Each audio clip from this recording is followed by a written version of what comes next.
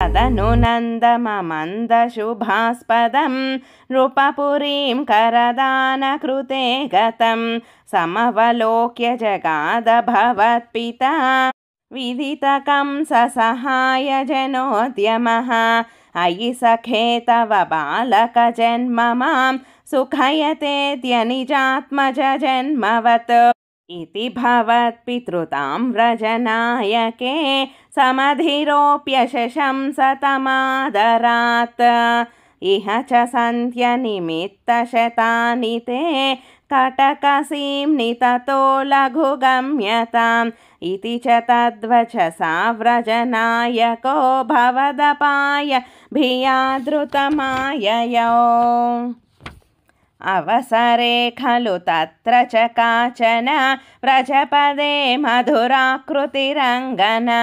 तरलषट्पदलालितकुन्तला कपटपोतकते निकटं गता सपदि साहृतबालकचेतना निशिचरान्वयजा किल पूतना व्रजवधूष्विह केयमिति क्षणं विमृशतीषु भवन्तमुपाददे ललितभावविलासहृतात्मभिर्युवतिभिः प्रतिरोद्धुमपारिता स्तनमसौ भवनान्तनिषेदुषी प्रददुषी भवते कपटात्मने समधिरोह्य तदङ्कमशङ्कितः त्वमथ बालकलोपनरोषितः महदिवाम्रफलं कुचमण्डलं प्रतिचुचूषितदुर्विषदूषितम् असुभिरेव समं धयति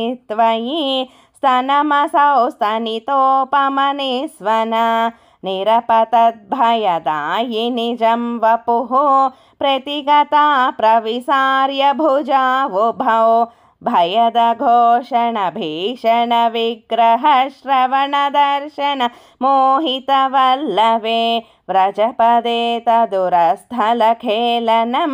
ननुभवन्तमगृह्णत गोपिकाः भुवनमङ्गलनामभिरेव ते युवतिभिर्बहुधा कृतरक्षणः त्वमयि वातनिकेतननाथ माम् अगदयन् कुरु तावकसेवकम् 40 + 41 टुगेदर दशकासु व्रजेश्वर शौरिवचो निशम्य समाव्रजन्नध्वनिभीतचेताः निष्पिष्टनिःशेषतरुं निरीक्ष्य कञ्चित् पदार्थं शरणं गतस्त्वां श्रीकृष्णाय परब्रह्मणे नमः। नारायण अखिलगुरो भगवन्नमस्ते। सर्वं श्रीकृष्णार्पणमस्तु। सर्वे जना सुखिनो भवन्तु।